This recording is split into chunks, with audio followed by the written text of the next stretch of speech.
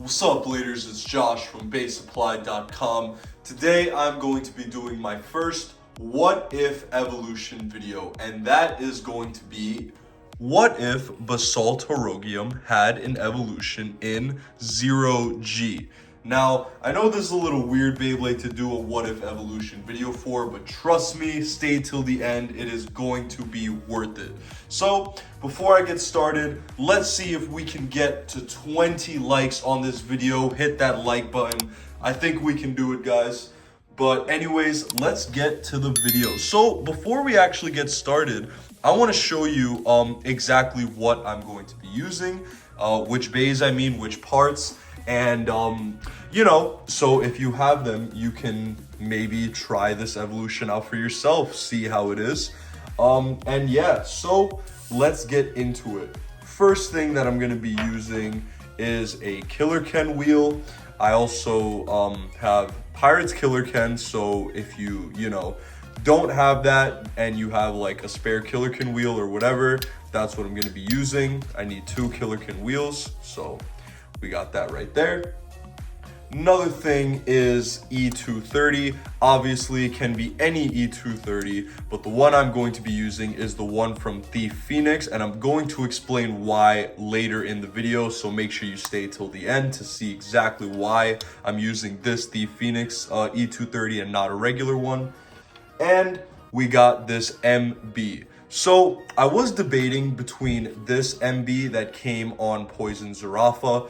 Unfortunately, I do not have one anymore, but I still have the MB from it. I wanted to keep it for my competitive parts. I still use it when I do CBTs and when I'm doing testings, so that's why I have it, but this specific MB came from Poison Zarafa.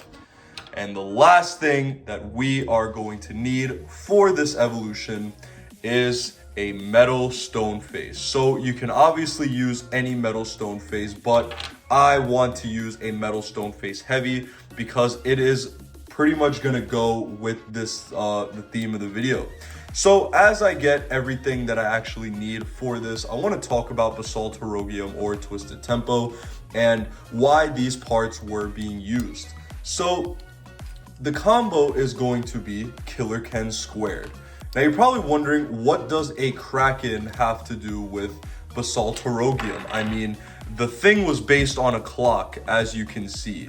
And the reason I'm going to be using Killer Ken squared is because not only are they some of the most heaviest chrome wheels in 0G, but they are also very circular. And I'm going to show you exactly what I mean later once I put everything together. But that is the reason I am using Killer Ken squared. They are heavy, and as you know, the entire concept of Basalt Horogium, especially when it came out, was this at one time was the heaviest Metal Fight Beyblade. Then Metal Fury dropped and Diablo Nemesis became the heaviest, and then 0G dropped and all of this got thrown out the window because Synchrome combos existed. Right. So yeah, that was the end of the story. But so when you put Killer Ken together, it actually ends up looking really, really dope. Not only is it super heavy, but it resembles Basalt a little bit. So as you can see, it is fully circular. When you put it together, they line up perfectly. There are little grooves over here. I was thinking of putting Revisor, or even Killer Ken Revisor, but when I compared them, they weren't as thick and they weren't as heavy as Killer Ken. So that is why I chose this. I just think this works out the best. And yeah, in the combo that I make, it actually does look really, really dope. But yeah, this is the reason Killer Ken squared was chosen. It's very circular, and I wanted to try to mimic the Basalt design of the wheel. So as you can see, Basalt isn't an exact circle as well. There are little grooves, and I feel like Killer Ken displays that the best. So there we have that. Obviously gonna be doing it this way because I don't want the stickers to show. I want to kind of give the look, right? And the reason we're going to be using a metal stone face heavy is, once again, to add to the concept of Basalt Horogium being known as one of the heaviest Beyblades. So the entire gimmick of this was to be a clock, but also it was supposed to be the heaviest at the time. Now, back in Metal Masters, I forgot exactly what it was called, but they had released a bunch of different Beyblades. I think it was called the Maximum series or something like that. Sorry, I can't remember. But yeah, during Metal Masters, they had dropped a bunch of Beyblades that were quote-unquote Maximum series, and Basalt Horogium was part of that. It had the heaviest wheel. There was Flame Bixis, which had the heaviest spin track. There was Hell Curbex, which had the widest wheel, and I believe there was another one. Comment down below if you know what I'm talking about. But yeah, so this was made to have the heaviest wheel. And to add on to that, we have a metal stone face. So yeah, I know in a lot of What If Evolution videos I've seen on YouTube, creators like Eddie and Damio GT, or even someone like some other people who have tried this, my boy Exotics as well. You know, they usually try to use the same energy ring and, you know, same face bolt, so it's an actual evolution. Now, unfortunately, in Zero G, there are no energy rings, there are no regular face bolts. We just have stone faces and chrome wheels. So I'm trying to do the best I can, and I'm trying to keep the gimmick the same on what made Basalt Horogium Basalt Horogium. So I'm just keeping that the same in my opinion. So now we have the first half of it. Now, you're probably wondering, why did I choose E230? And I'm gonna explain to you that right now. My original idea for a Basalt Horogium Zero G evolution was still this. It was still gonna be metal stone face heavy, Killer Ken, but the spin track and tip were going to be different. And my original idea was going to be 160 BWD. The reason for that is because both of those parts are slight upgrades of these. 160 is a slight upgrade of 145, and BWD is a slight upgrade of WD. Now, the reason I did not go with that and I went with E230 MB is because I wanted to keep the transparent look on, Basalt Horogium. Now, granted, these are fully transparent, and it's very hard to find fully transparent parts just like we have here. But as you can see, the E230 that comes with the Phoenix isn't fully transparent, but it's very translucent, and it's like a light gray, but it's still translucent enough. It's not transparent, but it is translucent. And with that being said, I think that since Basalt Horogium being part of the Maximum series, where the wheel was the heaviest, I thought we would upgrade it and add another element to the Maximum series in this combination, and that is the tallest spin track of 230, but also a very wide spin track. Now, why is this not going in? I have no idea. That's what she said. Never mind. But yeah, I wanted to make it the tallest spin track to try to add to that Metal Masters gimmick. And another reason why I later decided that E230 would be a good idea is because it is kind of the same size as Killer Ken. So instead of just having this bulk Killer Ken, with E230, if it goes up, you also have it 3 ways now. As you can see, they all align very well together, and yeah, I think it works. Now, I obviously could have just put GCF on here, the combo that it came with, to try to still give that transparent vibe, but what sense would it make to put an attack tip on a Basalt Horogium evolution? It does not make any sense. That is not the type of bay it is. So I got an MB.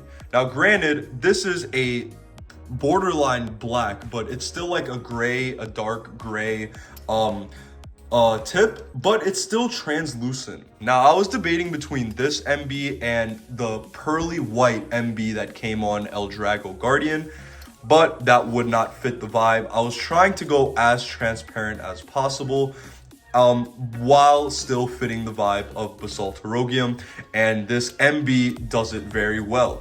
MB, in my opinion, competitively is a lot better at stamina and defense than WD is. Sorry, I don't know about stamina, but for defense, MB is definitely a lot better. And as we all know, Basalt Horogium is like an ultimate defense type Beyblade. So MB just was the perfect pick, and luckily enough, we did have a release where it was translucent. Granted, it's not transparent, but it is translucent enough.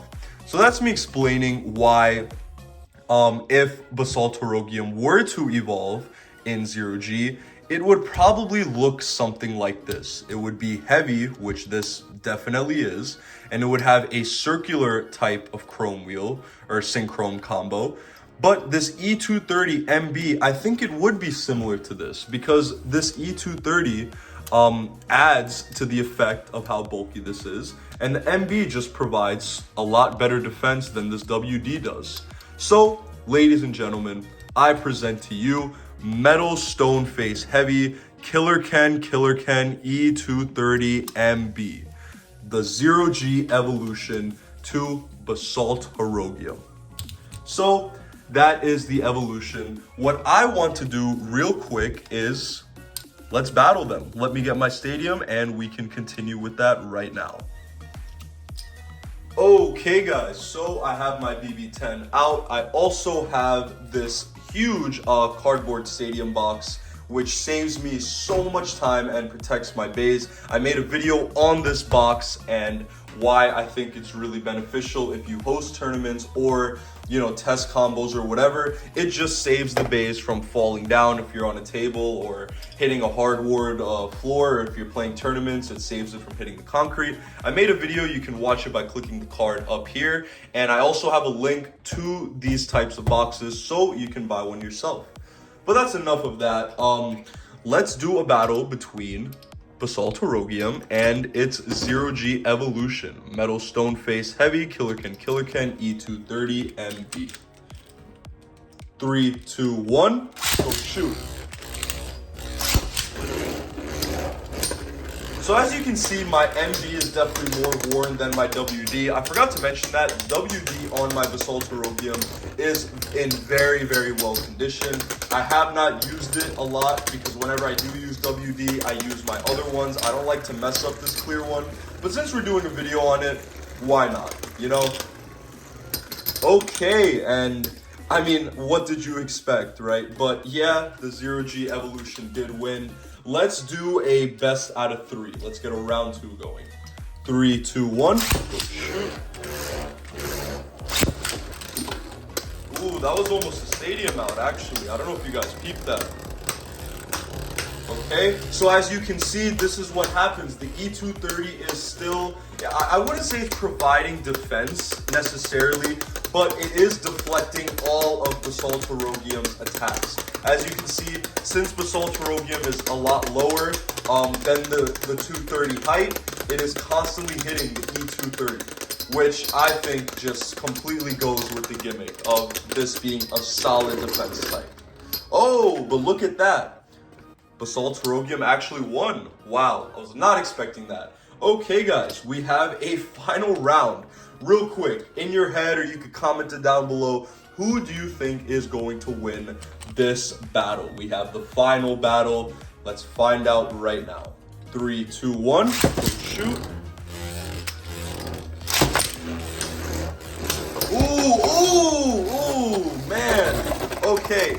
I don't even know if that's fair because like I said, my MB is worn, and because of that, it actually did flower a little bit. Solid stadium out right there, but I'm still gonna give the win to the 0G evolution. Metal Stone Face Heavy Killer Ken has won the battle against Basalt Horogium. So, yeah, that was pretty much it. I really hope you guys enjoyed this. I haven't made any what if videos in the past, so I just wanted to try something out and try to give my little twist on a 0G evolution to this iconic Beyblade. I really hope you guys enjoyed. If you have any other suggestions on what you think a 0G evolution to Basalt Horogium would be, I would love to hear it down in the comments below. But that's pretty much it. If you guys enjoyed the video, please don't forget to like and subscribe, and that's pretty much it. I'll see you guys in the next video. Peace out, guys.